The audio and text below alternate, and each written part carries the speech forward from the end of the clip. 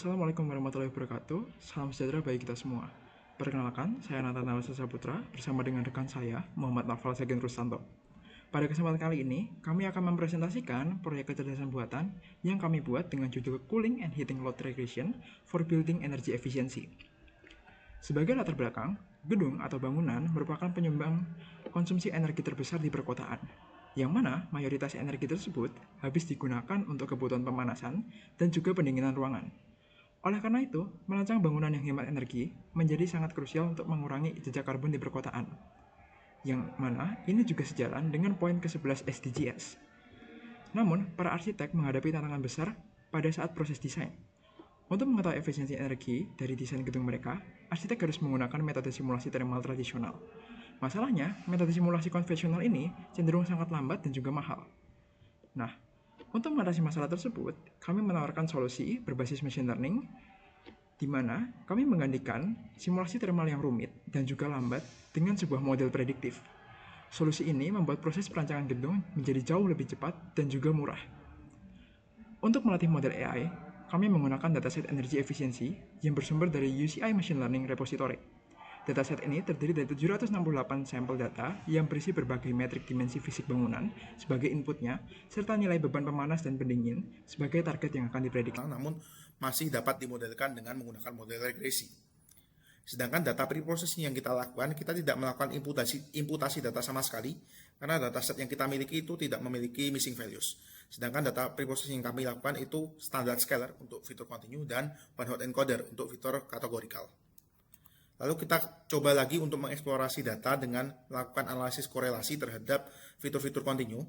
Di sebelah kiri adalah matriks korelasi Pearson yang terlihat bahwa hampir semua fitur itu berkorelasi cukup kuat secara linear terhadap kedua variabel target. Kita akan gali lagi lebih lanjut dengan melihat hubungan antara fitur dan targetnya. Dari hubungan untuk fitur continuous dengan target, kita temukan dua pola yang menarik. Yang pertama, ini ada di sebagian besar fitur, di mana tren target atau pola target itu tiba-tiba berubah setelah melewati sebuah breakpoint atau seperti tersegmentasi. Sedangkan di sebagian kecil fitur itu polanya cenderung linear. Sedangkan untuk pola antara fitur kategorikal dengan target itu tidak terlihat suatu pola yang signifikan. Satu-satunya pola signifikan yang terlihat adalah bangunan yang tidak memiliki glazing itu heating dan cooling load-nya itu lebih rendah. Lalu dengan informasi yang ada, bagaimana kami memilih model yang akan digunakan.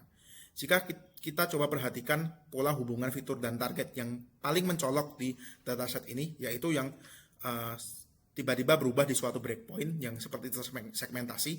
Ini jika kita coba modelkan dengan garis linear, ini sama sekali tidak akan representatif. Lalu bagaimana caranya? Seperti yang saya sebutkan tadi bahwa pola hubungannya itu terlihat tersegmentasi di suatu breakpoint.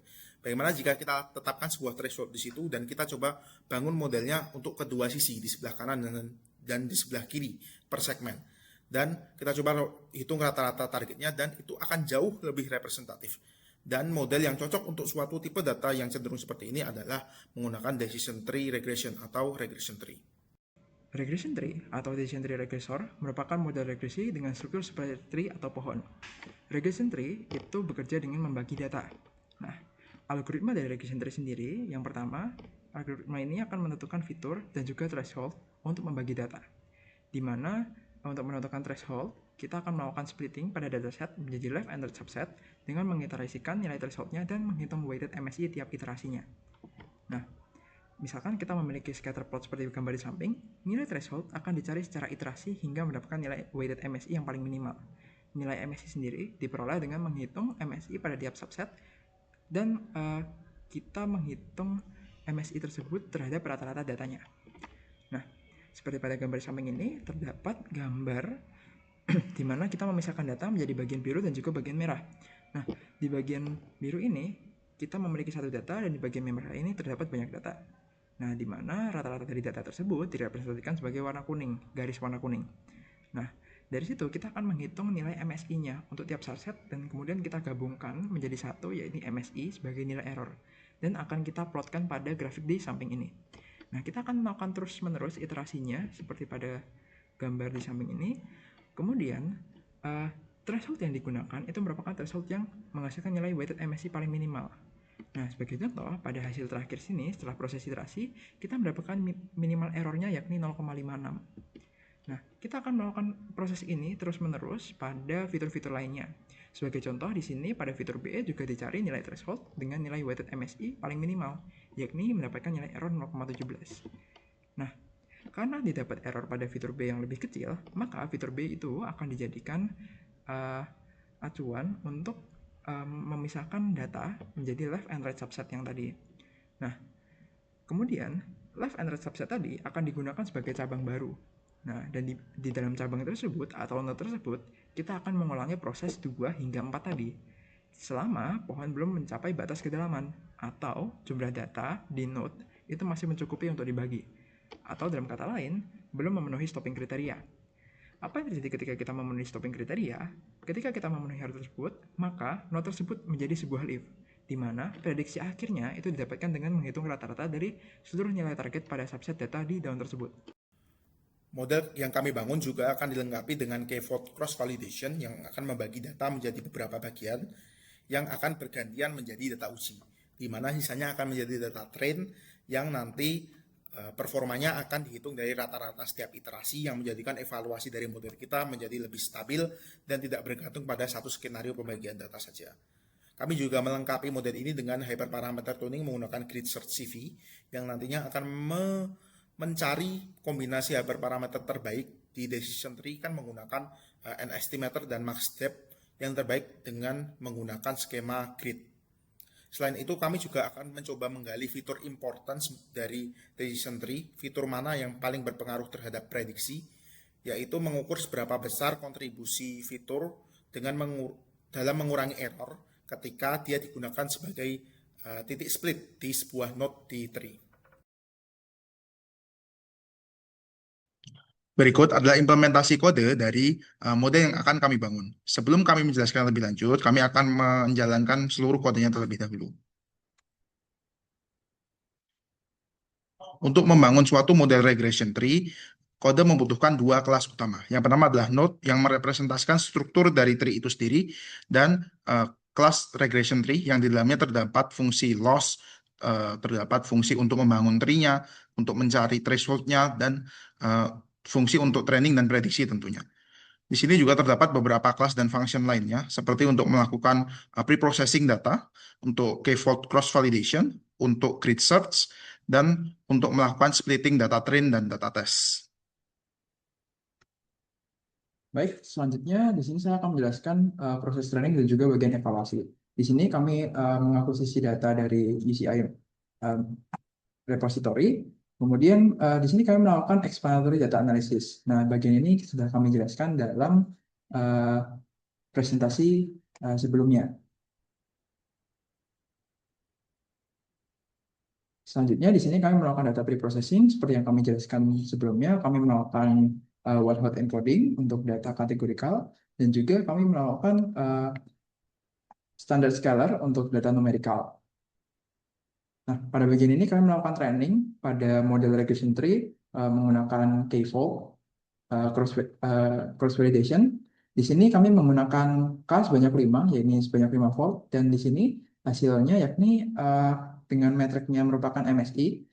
Untuk target hitting load mendapatkan hasil akhir yakni 1,10 dan juga untuk yang cooling load yakni 4,073. Nah, kemudian sini kami melakukan training kembali pada model regression tree pada seluruh data train setnya, yakni 80% dari data totalnya.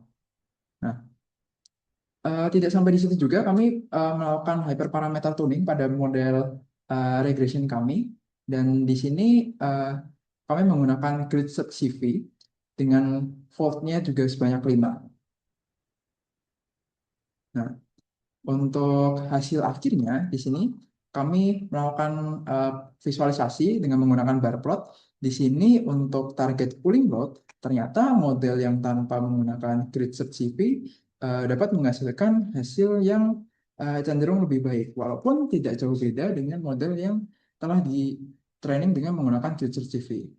Nah, namun di lain sisi untuk target yang hitting load, ternyata model yang ditrain dengan menggunakan Click-Shift ini dapat menghasilkan nilai error yang jauh lebih kecil.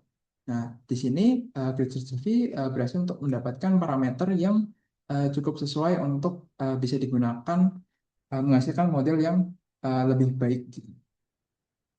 Nah, di sini kami juga melakukan visualisasi pada actual dan prediction data. Di sini. Kemudian kami juga melakukan visualisasi pada feature importances yang kami dapatkan dari model decision tree, lebih tepatnya mungkin decision tree regressor. Dan di sini ternyata untuk fitur hitting load, fitur yang paling important adalah roof area, dilanjutkan dengan wall area, dan seterusnya. Sedangkan untuk target cooling load, fitur yang paling important adalah overall height, kemudian surface area, casing area, dan seterusnya. Selanjutnya, kami juga melakukan eksperimen memanfaatkan logika decision tree yang sudah ada untuk membangun model random forest yang sebenarnya merupakan kumpulan dari banyak regression tree dengan mekanisme bagging atau membuat sampel data train secara acak. Secara teori, hasilnya harusnya lebih baik karena memiliki generalisasi dan untuk menghindari overfittingnya lebih baik daripada decision tree. Dan itu terbukti dari hasilnya yang lebih baik daripada decision tree pada model kami.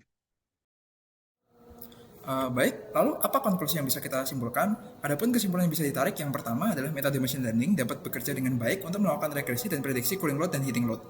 Selanjutnya, metode regression tree menunjukkan performa yang sangat baik. Nah, peningkatan dengan metode random forest regressor memberikan hasil yang lebih baik dibandingkan dengan model regression tree. Sekian dan terima kasih.